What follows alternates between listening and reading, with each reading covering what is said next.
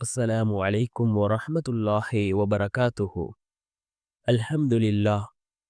الحمد لله الذي نحمده ونستعينه ونستغفره ونؤمن به ونتوكل عليه أما بعد.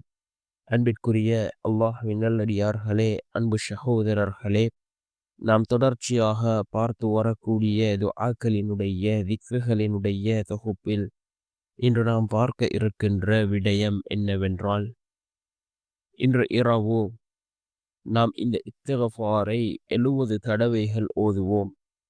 இஸ்திக்ஃபார் ஓதுவதன் மூலமாக நமக்கு கிடைக்கக்கூடிய சிறப்புகள், அதே போன்று இந்த இஸ்திக்ஃபாரை நாம் ஒவ்வொரு நாளும் ஓதுவதன் மூலமாக நமக்கு கிடைக்கக்கூடிய பாக்கியங்கள், இவைகளை தான் நாம் இன்றைய வீடியோவில் பார்க்க இருக்கின்றோம்.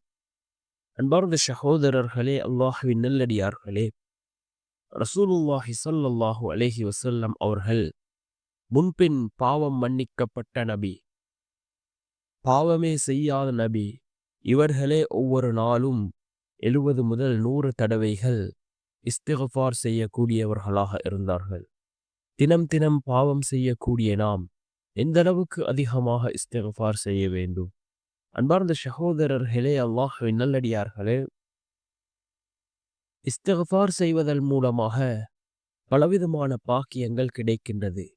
அதில் முதலாவது, நம்முடைய மறைமுகமான தேவைகளை அல்லாஹ் ஜல்ல சுப்ஹானஹு வ தஆலா பூர்த்தி செய்து தருகின்றான். அதே போன்று இன்னும் ஒரு பாக்கியம்தான், நாம் நினைக்காத புறத்திலிருந்து அல்லாஹ்வினுடைய ரிஸ்க் நம்மை வந்தடையும். அதே போன்று நம்முடைய வாழ்க்கையில் உள்ள கவலைகள், கஷ்டங்கள், பிரச்சினைகள், இவைகள் அனைத்தும் இஸ்திக்ஃபாரின் மூலமாக நீக்கப்படுகின்றது. நீண்ட நாட்களாக ஏற்படக்கூடிய அந்த தடங்கல்கள், தடைகள், இவைகள் அனைத்தும் நாம் இஸ்திக்ஃபார் செய்வதன் மூலமாக அல்லாஹ் நீக்குகின்றான். அன்பார்ந்த சகோதரர்களே, அல்லாஹ்வின் நல்லடியார்களே, ஒரு இமாமிடத்திலே ஒரு மனிதர் வருகிறார். அவர் தன்னுடைய பிரச்சினைகளை கூறுகிறார். அந்த இமாம் அந்த மனிதருக்கு கூறுகிறார், நீங்கள் இஸ்திக்ஃபார் செய்யுங்கள். சிறிது காலம் கழித்து இன்னும் ஒரு மனிதர் வருகிறார். அவர் வேறு விதமான பிரச்சனைகளுடன் வருகிறார். தன்னுடைய பிரச்சனைகளை அந்த இமாமிடத்திலே முன்வைக்கிறார்.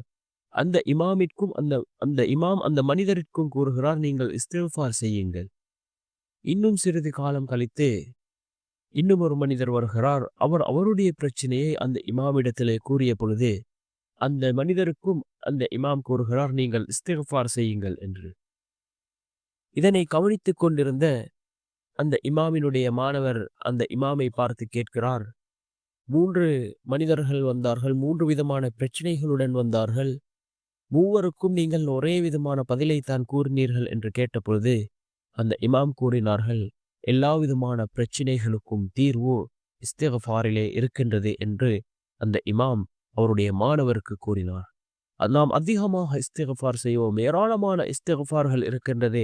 அதிலே மிகவும் சிறியது, நாம் அதிகமாக சொல்லக்கூடிய ஒரு வார்த்தை தான் அஸ்தக்ஃபிருல்லாஹல் அலீம். அஸ்தக்ஃபிருல்லாஹல் அலீம் என்று நாம் அதிகமாக ஓதுவோம். அல்லாஹ் நம்முடைய வாழ்க்கையில் மாற்றத்தை ஏற்படுத்தி தருவான்.